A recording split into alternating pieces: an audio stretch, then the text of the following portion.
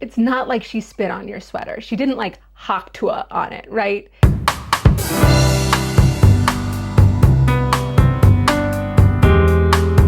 Hello friends. I thought we'd do something a little bit different today and we'd do a knit and chat. Now before we get started, you need to know that a knit and chat with me is a little bit different than a knit and chat with a lot of your YouTube friends because let me tell you, I drop stitches a lot. I screw up a lot. We're going to be stopping so that I can fix weird stuff that I do, and that's okay. We're just going to get through this together. Anyway, I figured I would make it even harder for myself by distracting myself by reading some knitting theme post from Reddit's AITA community, and that you and I could together decide who is actually the A in these stories. But before I get started with that, I figure you probably want to see what I'm going to be knitting. I've been working on a Christmas present for a friend of mine. So this is the 4-to-1 beanie by Penalicious. It is a free pattern on Ravelry and it's one of my ultimate go-to gift knits. I really love the way that this turns out. This is a merino silk blend from Cape May Fiber Company, I believe is what they're called. I got this at Coven of Stitches in Alameda, California. Sorry about how messy my cake is. And this is the color Witch's Brew. I really love the way that it's turning out. I'm very happy with this. Starting strong with, am I the asshole for telling my friend I didn't want her sweater anymore after watching her spit on it? Girl, what? My friend Sarah is a really good knitter who makes a lot of cool stuff. A while ago, I saw a sweater I liked and asked if she could make one for me, and she agreed. Okay, that is a really good friend. If somebody asked me to make them a sweater, I would say no. Depending on the sweater, I would say no more nicely. I mean, yeah, part of it is that I'm a beginner knitter, but also like my friend Alexis, she doesn't knit, she sews. But like I worked myself up into a really interesting level of anxiety just asking her if she would teach me how to replace a button on a jumpsuit that I had, let alone like make me a whole sweater or shirt or whatever. And we've joked about how when we both get better at our respective garment hobbies, maybe we'll trade. But even before I was a knitter, I couldn't imagine asking somebody to just make me a whole ass sweater. Like I said, my friend Mark asked me to make him a hat and I was super happy to do that. I even made a scarf for his daughter Penelope with the leftover yarn, just, you know, a Sophie scarf. She's small, so it was like a scarf for her, I guess. That's not even what this is about. So for the past 2 months, she's been working on this sweater. 2 months, which is the part that makes me feel like kind of an asshole because she did put a lot of work into it. But here's the thing. Recently, I went to her place to hang out and she worked on my sweater while we chatted. And when she got to the end of her ball of yarn, she just put the yarn ends in her mouth and rubbed them together. Question mark, question mark. Okay. All right, so this, all of a sudden, this makes sense again. I'm pretty squeamish about germs, and I don't share drinks, etc., and our friend group has roasted me for it sometimes, so I feel like she should know this after all this time. To be fair, she did apologize and promised not to do it for the rest of the sweater, but when I said I didn't feel comfortable wearing the sweater anymore, given that she's already spat on it an unknown number of times, she got mad and said she was going to wash it, so it didn't matter. To me, it doesn't matter if she washes it or not. The thought of wearing it after she's put her saliva on it just makes me so uncomfortable. She then asked me what she was supposed to do with the sweater if I didn't want it, and I said she could do whatever she liked, but I didn't want it anymore knowing what's happened to it. It sucks that she wasted that effort, but I didn't know she was going to spit on it, and I would have asked her not to if I knew, and she really should have known not to do that if she knew me at all. Now, things are kind of frosty between us. Am I really the asshole? Okay, first of all, before we get into spit splicing, it's not like she spit on your sweater. She didn't like haktua on it, right? She put the ends of the yarn in her mouth and rubbed them together. Now, here's my real question. Did she put the ends of the yarn in her mouth and then take them out and rub them together? Or was she like rubbing them together with her tongue?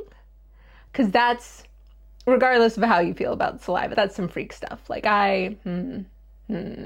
Anyway, if you're not familiar, one of the easiest ways to avoid knots or having to weave in additional ends if you're working with non-superwash wool yarn is a technique called spit splicing, which is basically where you get the ends of the yarn wet and you use friction and wetness to essentially felt the two strands of yarn together.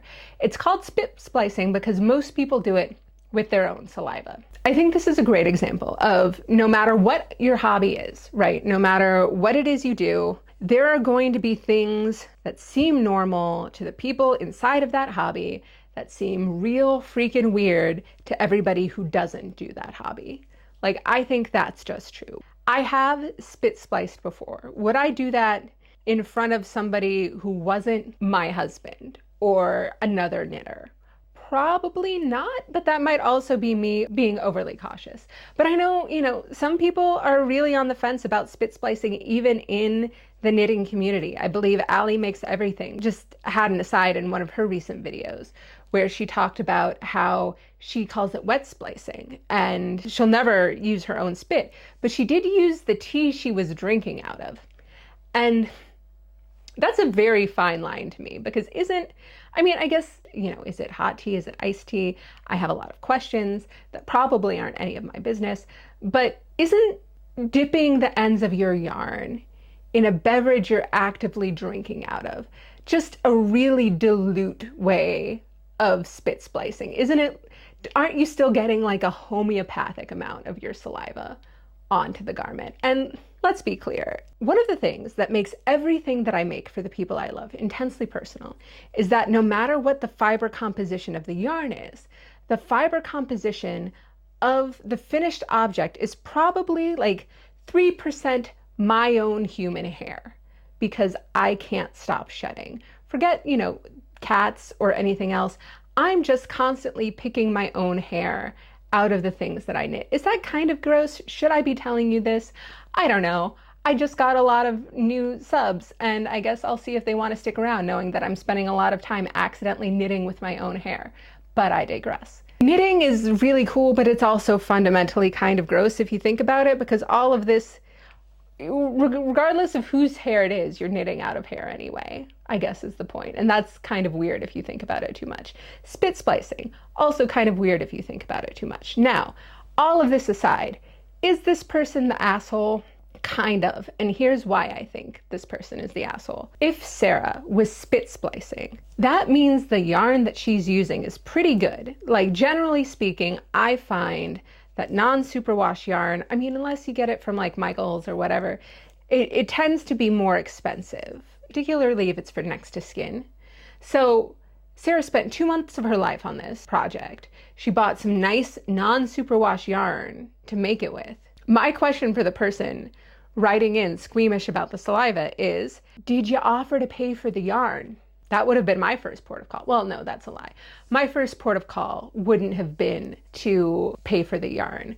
My first port of call would have been to thank them so much for the sweater and then never wore it. And every time Sarah was like, I haven't seen you wear the sweater that I've knit you, I would have been like, oh man, I wore it just last week at a big party that a friend of mine that you don't know threw for all of her friends. And everybody complimented me on it and told me what a cool sweater it was. Damn, I think I forgot to get any pictures, but I really love the sweater. Thank you so much for spending all of that time making something like that for me. It really meant a lot. And just, oh yeah, I wore it to brunch with my mom last week. Sorry you weren't there. Like, I just wouldn't be able to hurt somebody's feelings like that. But is this person the asshole? Yes, they really need to offer to, at the very least, pay for the yarn. Also, generally speaking, maybe don't spit splice in front of people who don't understand knitting or aren't really cool with bodily fluids. Just a thought. Maybe use some water. I don't know if I'd use tea. Beverage tech. I just finished my morning beverage, which is a Bear Bells chocolate protein shake. And I'm moving on to my rest of day beverage, which is a 2-liter bottle of room temperature sparkling water because I'm a freaking psychopath. I don't know what it is. Here's what it is. I used to have a raging Diet Coke addiction. I realized after doing some genetic testing that caffeine is very, very bad for my heart personally.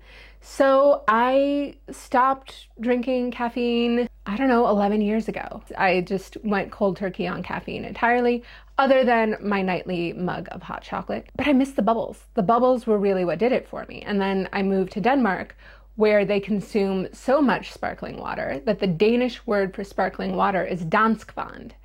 And I got absolutely seltzer pilled, bubble moded, whatever. I'm just all about the sparkling water. And I've never really liked super cold drinks unless it's very, very hot out.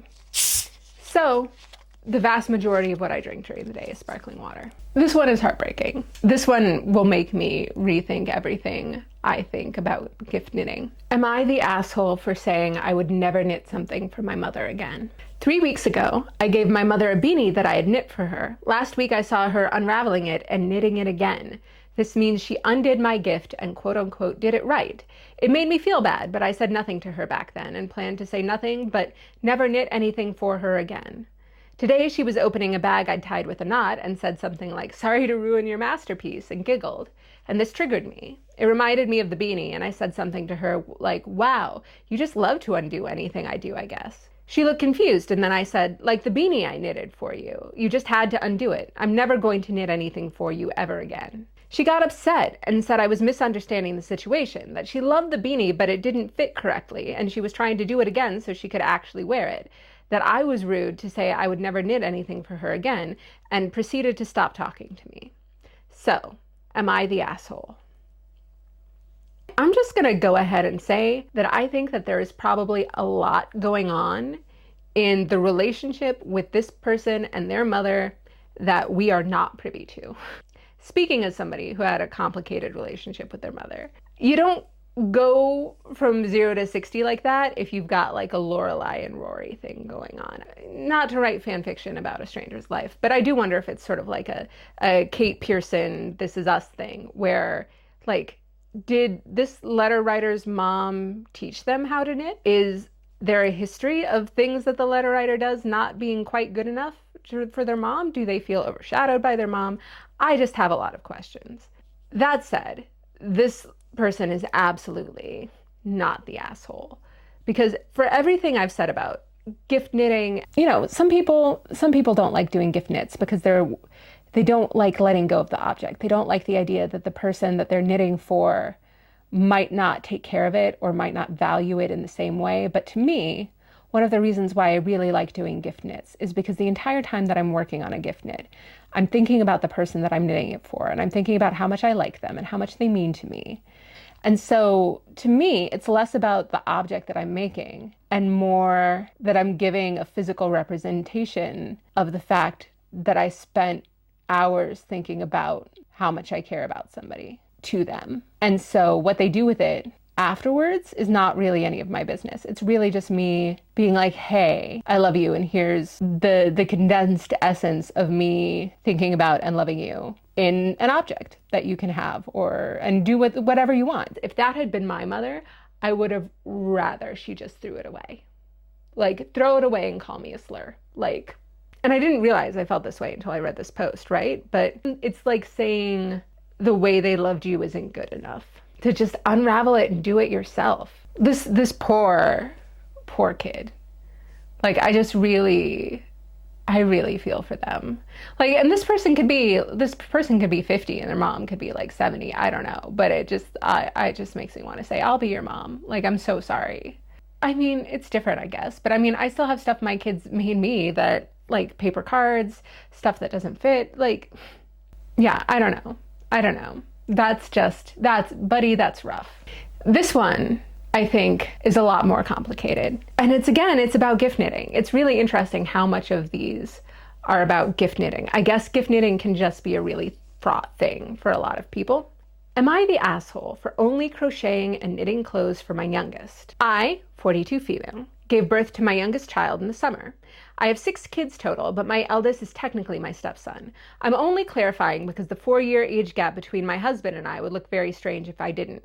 Okay, my husband is 8 years younger than me, so, like, not too much on the age gap, please. My kids are Riley, 24 male, Amanda and Adam, 16 female and male twins, Imogen, 10 female, Aiden, 8 male, and Hannah, 6 months female. After having my youngest, I decided to quit my job to take care of her.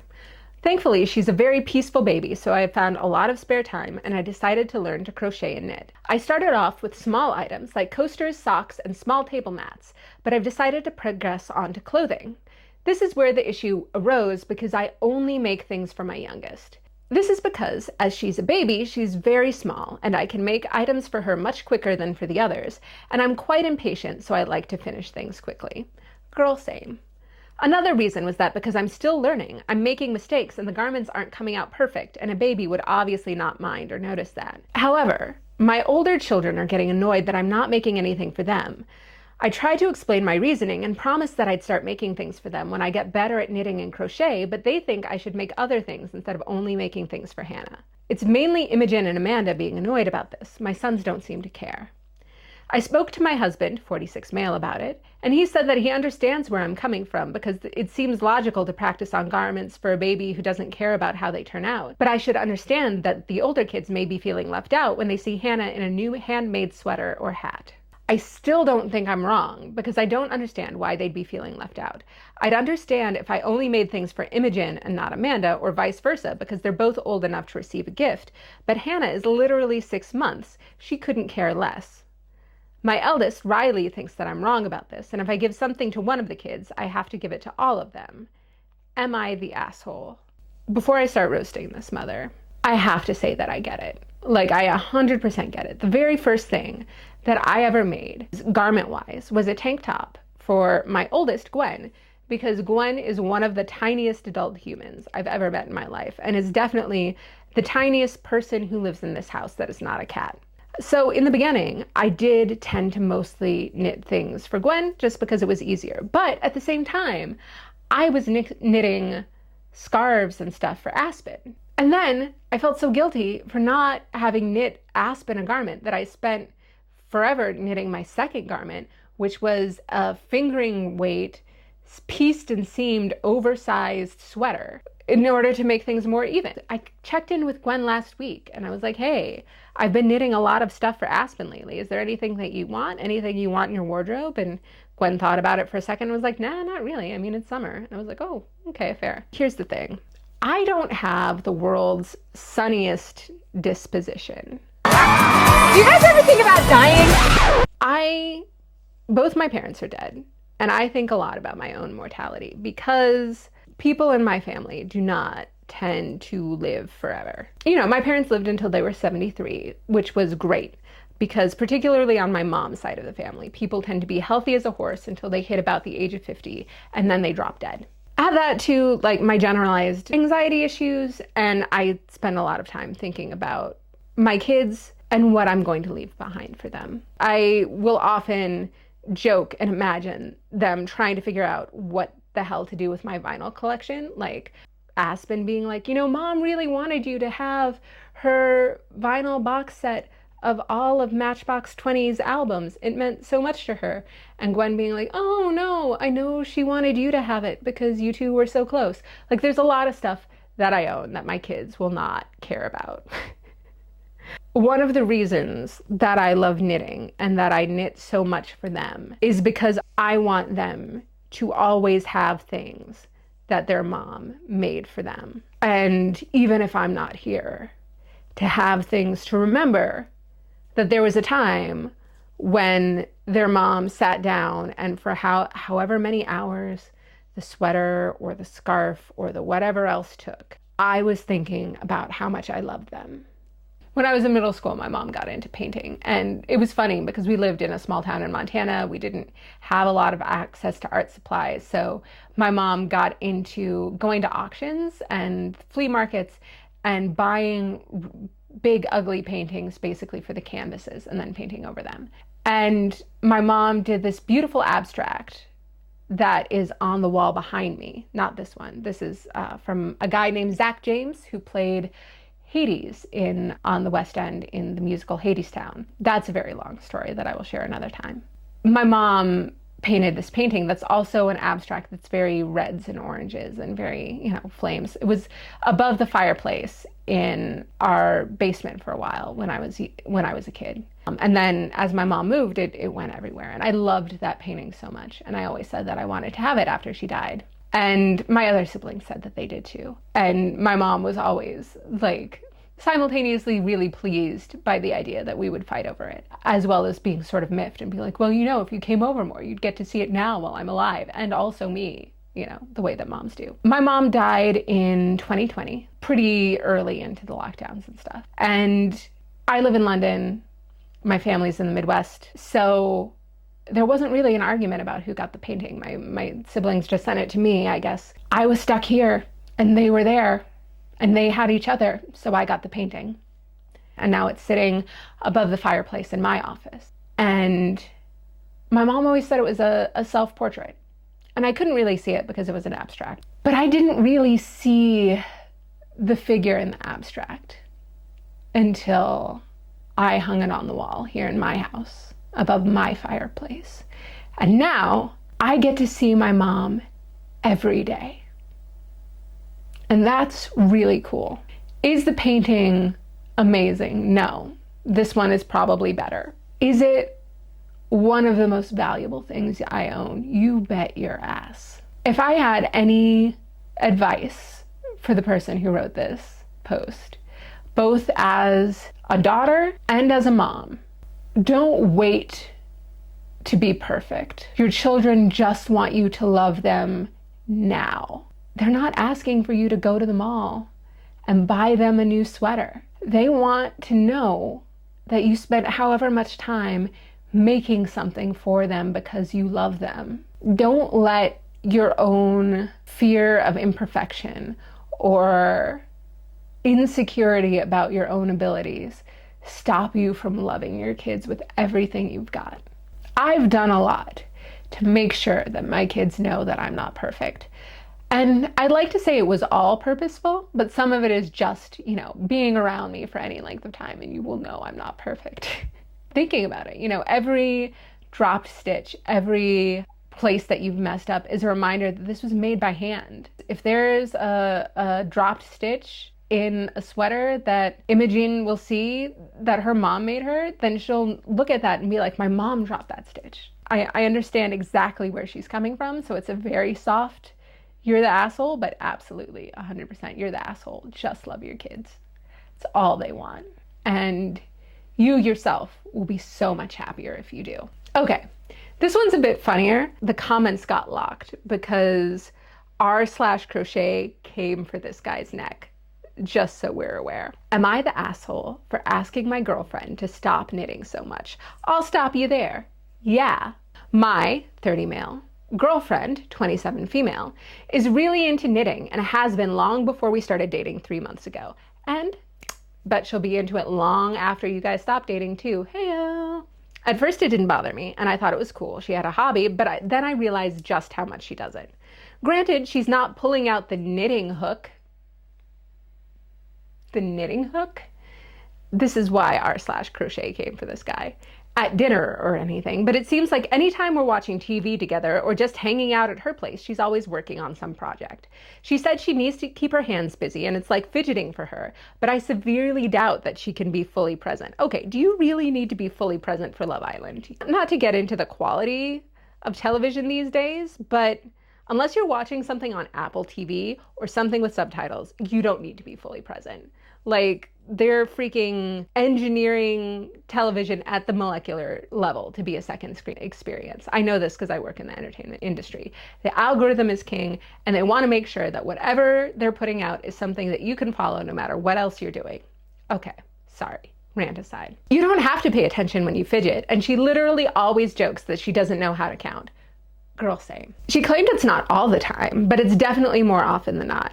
She argued that she can follow TV plots just fine, but when I quizzed her on some details, she couldn't answer some questions, so I think my point stands. I was gonna say, I can't imagine how insufferable it must be to be with somebody who pauses the television and quizzes you on what just happened, except I've absolutely done that to my husband when we were watching Severance. I'm part of the problem. Then she said, if it's an important conversation, I obviously put my work down, but I think we have different definitions of what important means. I also told her I would like to be able to cuddle and physically interact with her during TV time. She said we can still cuddle, but it's literally not the same. I want her to be interested in me, not some pile of yarn. I'm trying to get through this whole thing before I say anything, but I think that this is a point that is really, really important to make. I am putting my work down because I think this is an important conversation. This is a life lesson for anyone, particularly if you're the kind of person who says, I want her to be interested in me, not some pile of yarn. My brother in Christ, why are you as a man not more interesting than a pile of yarn?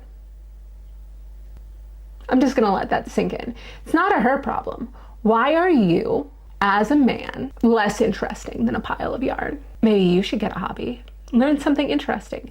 It is not a failing of other people if they are not interested in what you have to say. That is a failing of you to be interesting. Just putting that out there. This might be petty, but I think I might feel better about it if she knitted things for me. But it always seems to be bags or clothes for herself or like random squares. Boy, those are granny squares. They're not random. She did make a pretty cute toy for my dog though. That was actually nice. Anyway, I sat her down the other day and told her my perspective, and instead of being willing to compromise, she told me that I'm the one that's not listening to her and essentially called me an asshole. She's a great girl and I don't want to lose her over this, but also not sure what to do. Am I the asshole? All right, we already met for the close-up where I talked about how it's his job to be interesting. So I'm gonna leave that out. Let's talk about all of the other ways in which he's an asshole. His girlfriend is 27 years old and he keeps referring to her as a girl. She's crocheting and he keeps calling it knitting. He's mad because she's not paying enough attention to television. He'd be happier if she was using all of that time to think about him and make him more stuff. And does he genuinely, does he think that she has a stronger relationship with his dog? Does he not realize that the gift for his dog was in fact a gift for him? Probably not, because this guy is incredibly narcissistic. But yes, absolutely, 100% you're the asshole. I do genuinely wonder how many times he has complained about her knitting and she has said to him, it's crochet. I genuinely wonder. It's very, very interesting to me. So yeah, this guy, huge asshole. Let's talk about what we learned. We learned that maybe don't spit splice your yarn in front of normies. We learned that you shouldn't unravel and reknit gifts that people have given you. We've also learned that it's better to make things imperfectly for the people you love now than wait until you're much better at it and never knit them anything. And we also learned that the last guy should definitely get dumped by his girlfriend. So if you really enjoyed this, let me know. Leave a shout out in the comments. I sort of cherry picked these. There's a ton out there. So this could be something that I do a part 2 of in the future if there's any interest. If you did enjoy this, please consider subscribing. I do upload new videos every Saturday and I would love to see you again. So I hope whatever you're doing today, that your day turns out to be better than whatever your day looked like yesterday. Thanks. Bye.